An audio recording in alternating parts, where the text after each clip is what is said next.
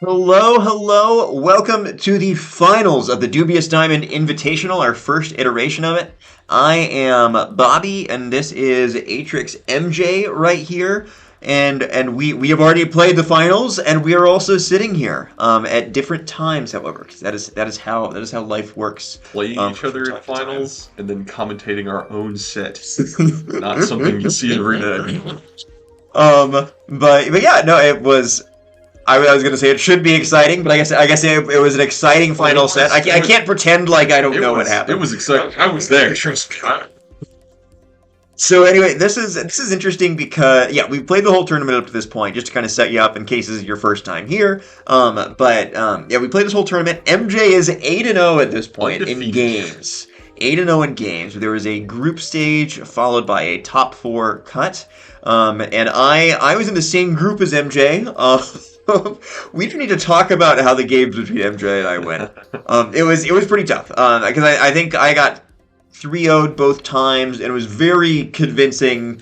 Turn one or two, just about done both of those games. So here, Bobby has a very hard perish trap strategy, is what I was saying in the previous set, where most of the strategy is going to rely around taking either an early kill, getting a perish song off, or just outbulking the opponent and again getting a perish song off. Perish song being the crux of your strategies here.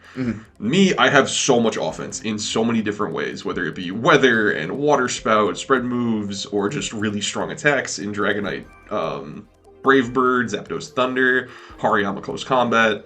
I really built around 120 to 120 base power moves, and I was like, yeah, let's do that. which I think has proven to be a good strategy. So yeah, I mean, so much is going to be decided by just like who can get an advantage early. Yeah, for sure.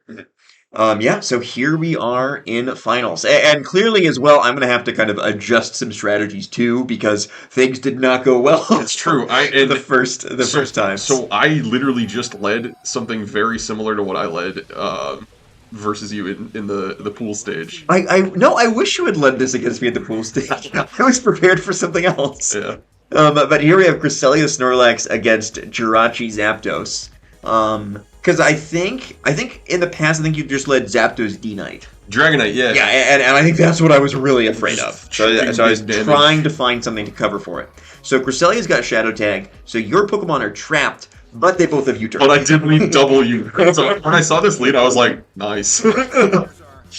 And so yeah, this is a kind of an awkward situation then because Snorlax has got Sucker Punch to deal some damage to Zapdos, and I've got Ice Beam that could damage Zapdos as well. I have Trick Room that could be threatened.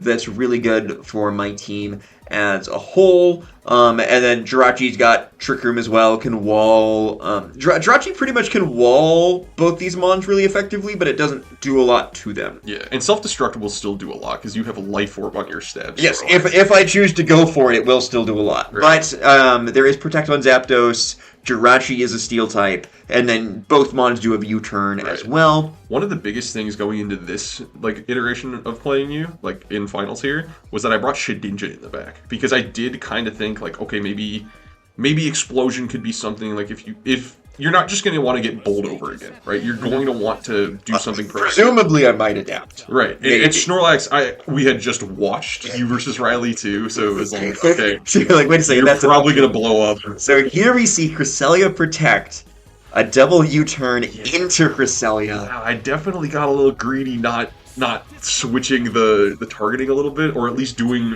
one into both.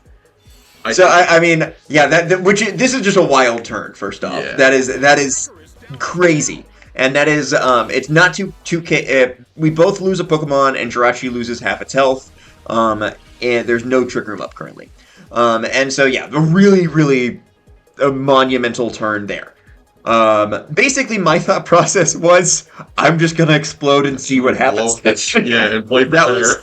Well, I had a lot of time to think about it, and basically that was just always my game plan. I was a little bit surprised to see Jirachi in the front, but also it was a little bit of a mind game where I'm just like, I don't think MJ's going to protect and then let me Trick Room explode next turn. Right. And so I was like, I think MJ wants to U-turn, and who is MJ going to U-turn into, right? Right.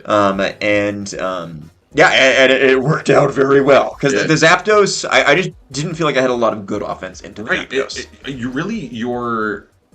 I feel like with your hard perish trap strategy, right? I was saying in a couple recordings before this where my favorite way to play perish trap is take a couple kills early, be offensive, and then win with perish endgame. You kind of came alive here with your Snorlax and was like, oh, well, that guy is really good at taking kills. I can just do that and then take perish endgame like that. So this is the first time in playing me in this tournament that you have taken a favorable trade turn one. First time I've been in the lead. Literally. And this is the first time I've been on the back foot. And I'm like, whoa. So wait a second. This is like, wait a minute here.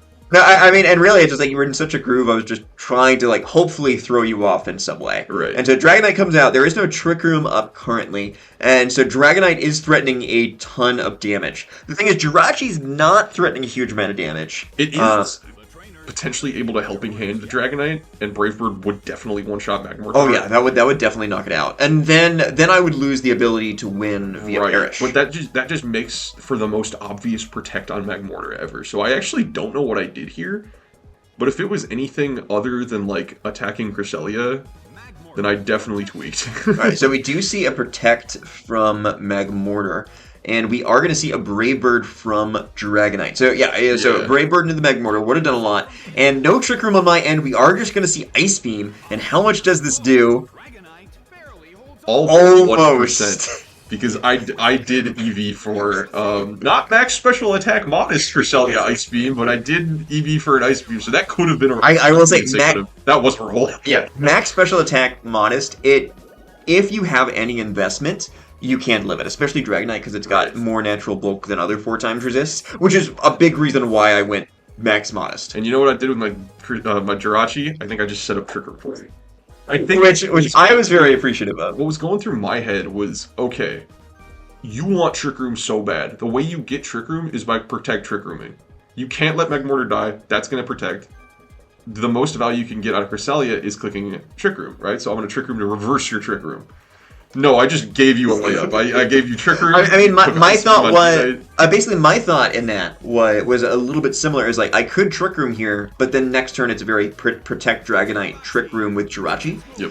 And so I was just like, if I Trick Room, I won't actually have the pin I want. So I need to attack when I don't think you'll protect. Right. So here you kind of accept Dragonite is going to go down. You do a ton to Magmortar. I mean, a crit would have knocked it out, and I think it would have probably taken out any win condition I had. Yeah. Just because Perish Song, if I use it, well, there's not... Well, if every mon faints to Perish Song at the same time, in Pokemon Battle Revolution, it actually is a draw. Yeah, we saw that earlier in the tournament, and I kind of knew that going into this. So I was like, okay, I need to make the board state a 2v2. Yeah, if it's a 2v2, I will always win because my Pokemon are stronger. Yeah, because if you knocked out Magmortar there, then I'm out of offense at that point. So now Shedinja coming out is like kind of detrimental to me because now my offensive pieces are all dead. The Zapdos, the Dragonite, those are really my star players versus you. It's my Thunder and Brave Bird combination that is just I mean, that pretty much OHKO, like, combined can KO basically any Pokemon. It's like, maybe I have, like, maybe Cresselia can live, but, like, it's not doing a lot if it lives. And it's certainly not living maybe a follow-up extreme speed. No, or something along those lines. And so, yeah, here, basically, it's like, I've got Celebi in the back. So, like, clearly, if MJ takes a KO here before I sing a song, then the best I can do is draw. Which of course, since I've got an advantage at this stage, I would not like.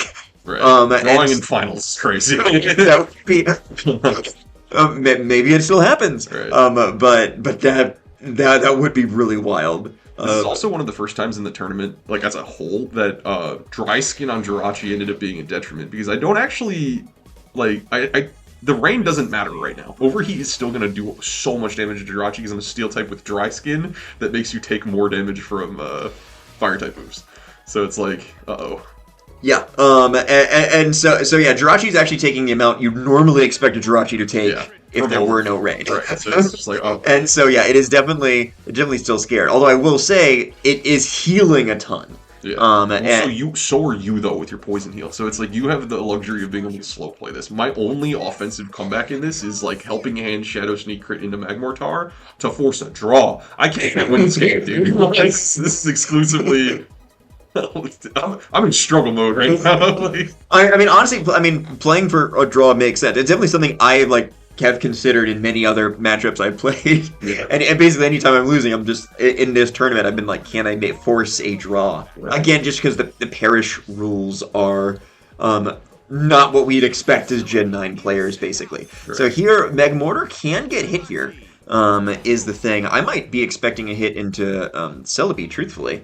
And so we're going to see. So Helping Hand, Shadow Sneak onto Megmortar. How much is this going to do? A good chunk. Crit would have killed, Crit and that's would've knocked it kind of out. all I'm hoping for in that position. Is And so we do see an overheat into the Jirachi. And I was thinking that would knock out, and it did not. And I was not loving that. I remember I did some really nice EV work before the tournament, so retroactively proud of myself. Yeah, that is pretty crazy. Toxic Orb plus a Protect, if I did, let's say, like 25% with that, right, you heal that much after 2 turns anyway. So I, again, still just need to pray for crit.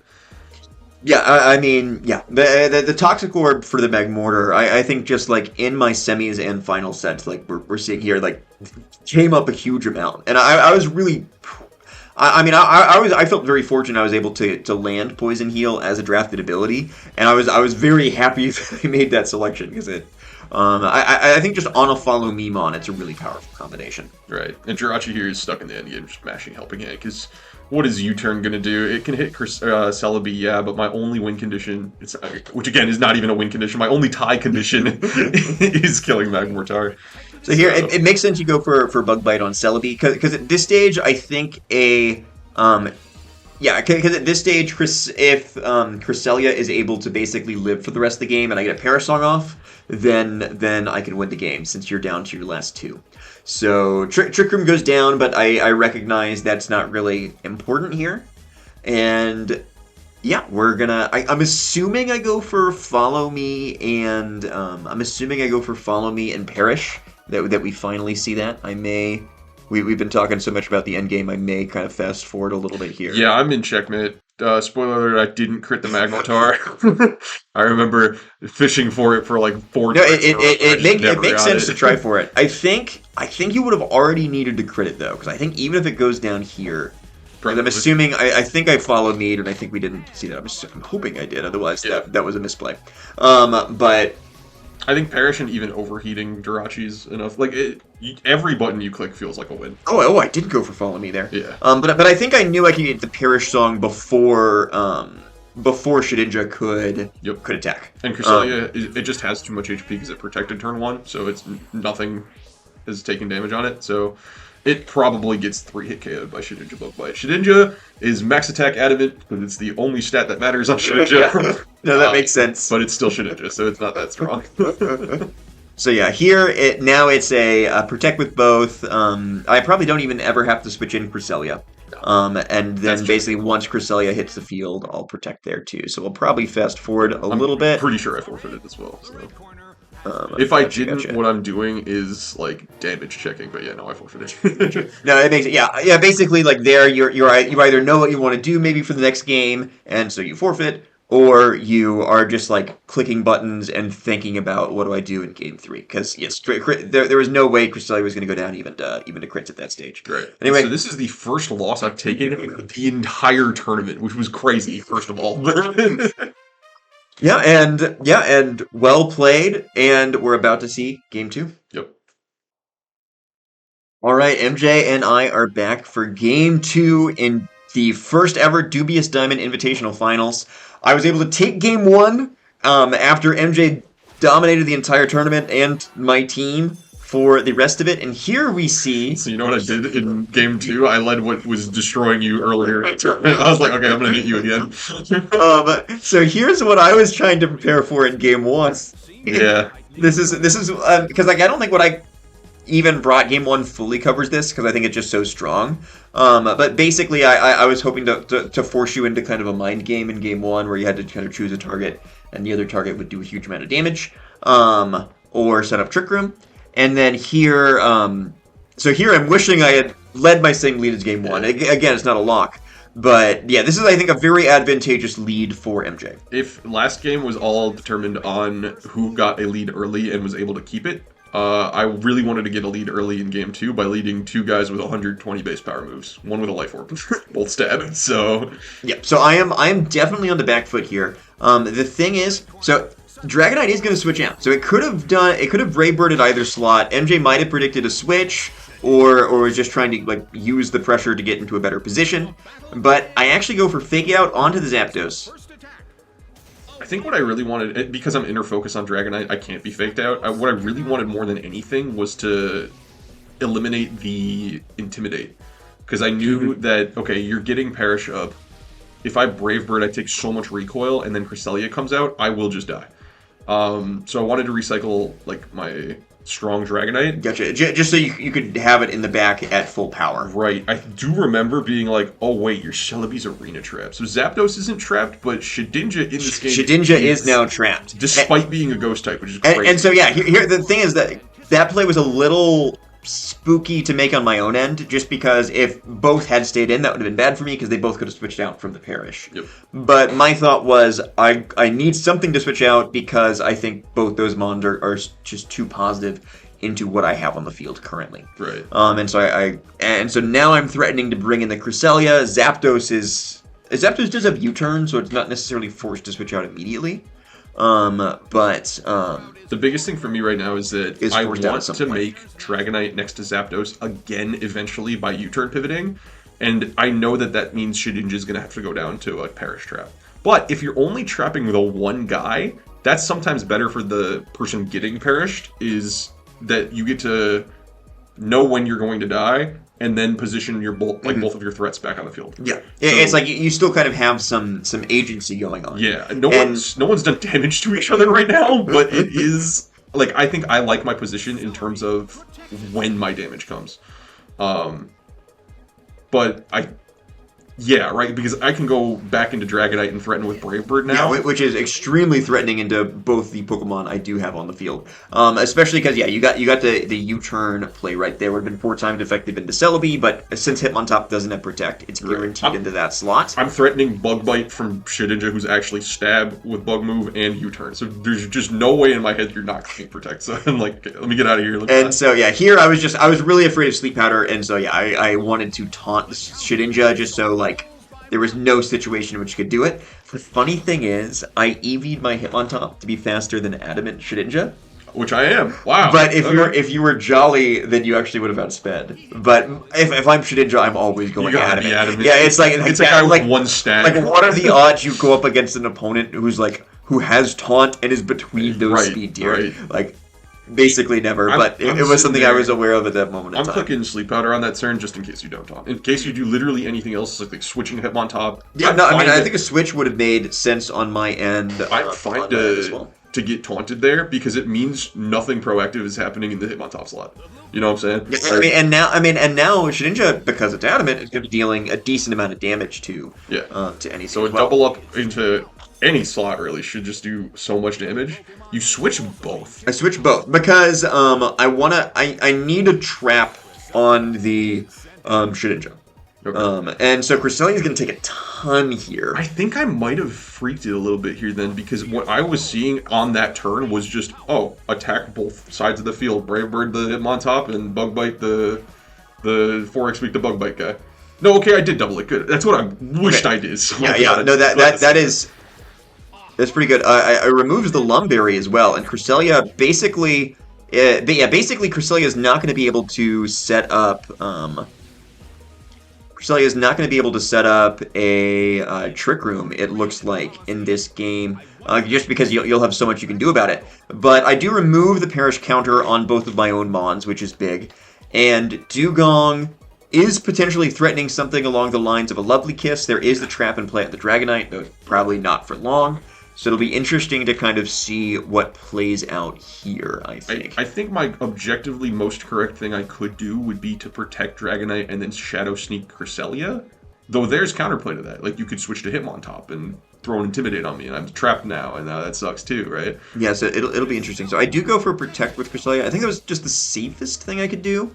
So here, Dugong can't get Sleep Powdered, which is, I think, what I'd be most afraid of. We don't see a Protect from the Dragonite, I and... just read you. Okay, that wasn't necessary, though. I think if I just protect Dragonite there, I don't risk a Lovely Kiss ever going off.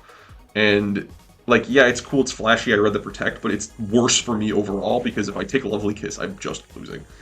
And there it is, so... Yeah, because the thing is, I think of all my Pokemon's HP, it's such a big commodity with my Pokemon, because like, I'm not attacking, they just need to survive. Right. I think Dugong's was probably not as valuable as a lot of my other Pokemon. Protecting there with Dragonite would have given me the position I said I wanted a couple turns ago. Zapdos next to Dragonite. Now, no Intimidate, no Perish, no... Ain't nothing happening to me. I'm clicking to my strong moves, but now I can only do that with one Pokemon. So, taking the Lovely Kiss there was definitely... Probably, I don't want to say game over, but it was definitely. Although the thing is here, really though. Bad for me. The thing is here, though, if Cresselia goes down, Dragonite and Zapdos cannot be trapped at any point for the rest of the game, and that means that my Perish mode is going to be very difficult because I believe you've got Jirachi in the back, and that just means that nothing can get trapped. I do believe in Zapdos' ability to just run away with the game. Especially because I'm pretty sure I'm Lumberry on Zapdos. Yeah. Mm-hmm. And so Lovely Kiss is not really it's not really a threat. Yeah, so I can sit here burning sleep turns while I just kill the traps. So Thunder's going to go into Dugong. And so that means Cresselia does get to survive this turn here. And is going to go for Trick Room, not Ice Beam, notably. You're telling me I didn't kill the Cresselia? Wait, what am I doing there? Wait a minute. Surely I had a reason. Right? So yeah, that was pretty big. Why would I do that? That was pretty big because I don't know if there was a ton. Yeah, I mean that was tough because I think Cresselia is really my only way to knock out the Dragonite from this point. I think I kind of need it for this end game. So that was. I think okay. So you might have been reading kind of a switch out. I did kill your Perish Song guy, right? That was the Dugong. But yep. But I do have Celebi still with Perish.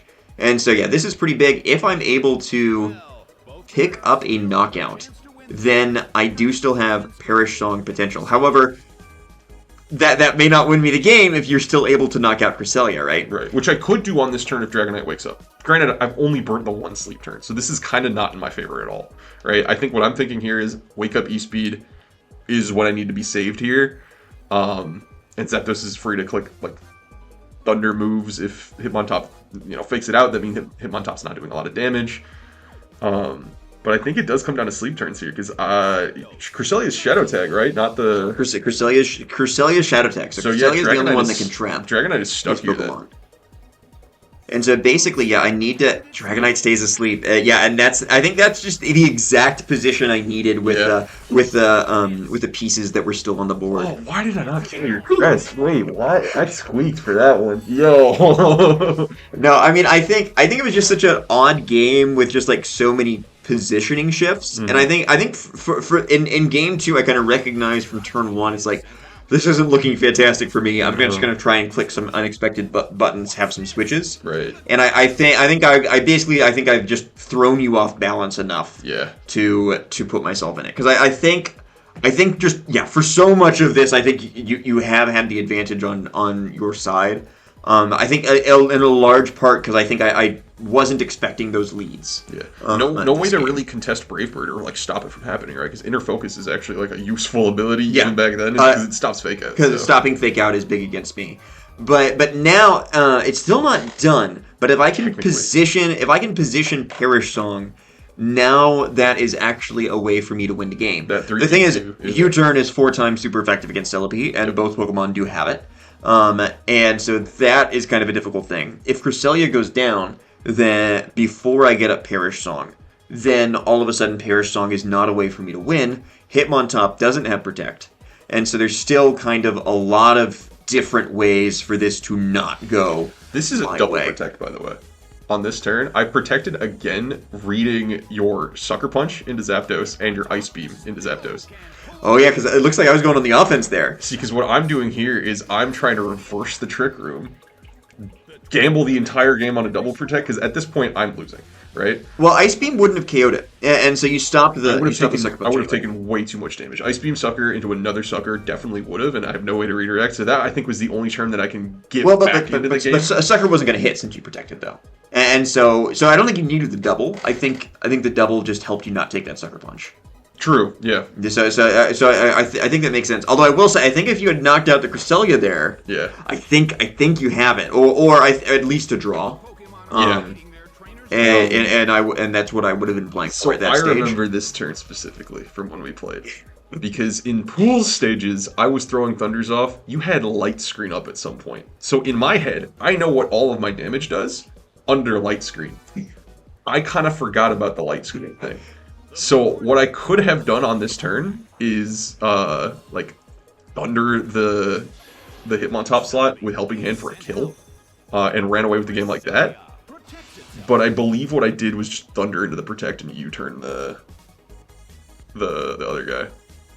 So you say U-turn into Cresselia, and we are going to see a Thunder, but I do switch into Celebi that turn. And so Celebi is able to get in safely. Well, not really safely. Whoa. It does get paralyzed. I didn't remember that. That's crazy. And so now we've got kind of an odd situation here. So basically, yeah. It's kind of anybody's game. It's kind of like, it feels like when the situation's so tense, it's like first person to kind of throw it a little bit. You know what I'm saying? No, this is this is wild here, because Celebi should be able to get off a Perish Song unless it goes down to a pair of U-turns.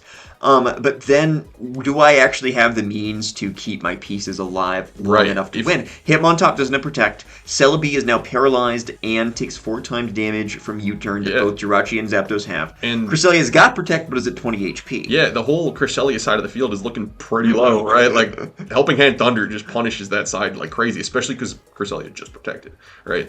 So, I could throw U-turns off, I could Thunder into the Cresselia slot, I can do a lot here.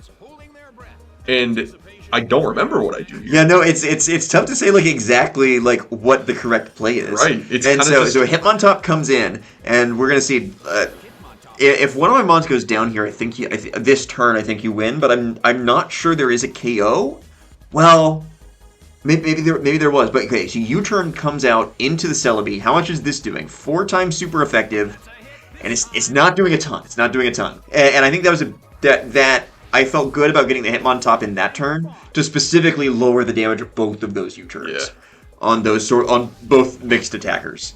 And so Perish Song does come out here. And now we are going to see, let's see. So Celebi gets a little bit from leftovers there. Jirachi's Perish counter goes down to 3. This turn I also remember specifically. Your Jirachi might be in range, your Celebi might be in range of U-turn from Jirachi. Maybe. Probably not after leftovers, to be so honest. Yeah, it's pretty close. It might be a roll, it might be slightly out of the range, I'd say. What I could do here is, because your play should be, like, in a perfect world, you stop Zapdos from doing damage, that way Hitmontop doesn't even die to a crit or anything, and I kill Celebi, or I at least put it in range of the next U-turn. Right? I hard read you to, like, fake out my Jirachi to stop U-turn, and I Thunder anyway with Hitmontop. So yeah. Helping Hand and Fake Out have similar priority, or at least Helping Hand goes before Fake Out. Helping Hand always goes before Fake Out. So what I could do potentially is read Hitmontop to not fake out Zapdos, but I'm like, no way you let Zapdos get a move off here. There's just no way. Helping Hand Thunder into Hitmontop would make me win the game. Cresselia is at 20, Celebi dies to 2 U-turns. There's no way you fumble this. So here we see Helping Hand from Jirachi, and what slot does the fake out go into is kind of the big question here. So we actually see a Protect from Celebi. So I'm assuming I'm going for fake out and Protect, just trying to stall it as much as I can, and I get the wrong slot. So I actually go for Fake Out into the Jirachi. I think that is just a misplay, especially considering... But I also choke the same turn, and I try to get you off guard with a U-turn. I was like, what's like the one thing Bobby won't see here?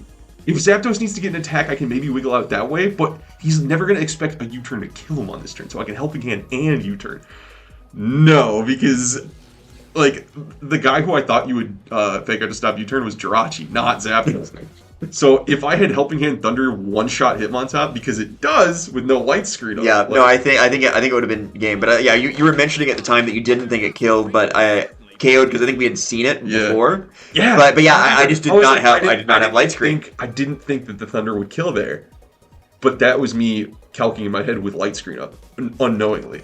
I'm still of the opinion that that should have a visual indicator, but that's John's for another day. No, I do like in Gen 9 how you kind of see field effects. Keeping track of Trick Room, this tournament was actually Oh like, my god! really tough. Thank God the commentator would be like, "Whoa, distortion!" Like, okay, well, I still have Trick Room. So here we do see Helping Hand Thunder, and it does one kill. shot the Hitmontop. But it's one turn too late because these perish counters are now ripping through me like crazy. You're gonna win the game automatically just by clicking protect a couple times. So let's see, yeah, how many... So Parrish is down to 1. So... This game will end the next turn with protect. Yeah, I That said... Yeah, I protect with both. I should guaranteed win because Cresselia doesn't have any Parrish on it. There's nothing that MJ can do. Unless... Throughout the entire day, we were learning about mechanics, and in Gen 4... Pokemon that can always hit their moves, whether it be like Blizzard in Hail, or Solar Beam in Sun, or Thunder in Rain, like I have here, are coded weird in Gen 4. To be able to hit through Protect 30% of the time. As if the Thunder was missing. So let's see here. Cresselia goes for Protect, that's what we expect. We were probably going to see a Protect from Celebi as well, but it could get full parried. It does get full parried. So we're all on the couch. And right? your turn comes out. Oh, into the Cresselia. We're all on the couch sitting there waiting to see, wait a minute, this Thunder could actually be insane. It would be a draw, yeah, if it hit. If it hits through the Protect of Cresselia, Parrish would kill everybody, it'd be a draw. And we were like, wait a minute. It can happen. All the way to the end. This is the last turn of the tournament. All the way to the end, there was still a possible win condition. Oh yeah. You can't ask for a crazier finals. Yeah, and honestly, it's like I think you would have been in a really good position for Game 3. I think once I realized I was in it, I was like, man, I really need to win this game. Dude, I remember your face. Because you're sitting there, you think you have it locked up. And I'm like, what about that funny one mechanic that people are talking about hitting through Protect? And you're like, hold on. You win. Well, that would have been so cool, though. I couldn't have been that upset. I would have loved that. I would have loved that if it was like Game 3. 2 though. Like, you just took me out in 2 though. So like, man. Oh no, I mean, I think there's a huge amount of fortune because I think I caught you off balance. I think both games was kind of the big thing, and that was kind of my main goal with just like leading with Explosion Game 1. I was just trying to put you in kind of a different mental state because I was just like, this is such a difficult matchup. I need to just like force MJ into difficult decisions. Yeah. And hope something can happen. You played your pieces way more offensively than you did in the first set that we played, and that, yeah, I wasn't ready for it. I honestly, in Game 1, I thought I led Dragonite Zapdos, and then I saw the Jirachi. I was like, oh wait, why'd I do that? So yeah, you got me. Yeah. Well played. Well played. Thank you. Yeah, thank you so much for being a part of it. Absolutely. And MJ is also going to return in DDI 2. I think that's not how I'm supposed to do that, but that's what we did. This is my trophy. There you go. So it was over here. Prize was a plug. Was able to have it. Yeah. Make sure to like and subscribe. DDI 2 is fast approaching if it's not already out by the time this video is released. It was a ton of fun to make. So cool. Probably the most exciting tournament I've ever been a part of. I think you could say Moxie Boosted's there. True. We got YouTubers. Yeah, we've got some pedigree in the tournament here, and yeah, it's a ton of fun. Make sure to like and subscribe. Thank you for being here, and much love. Thanks for watching.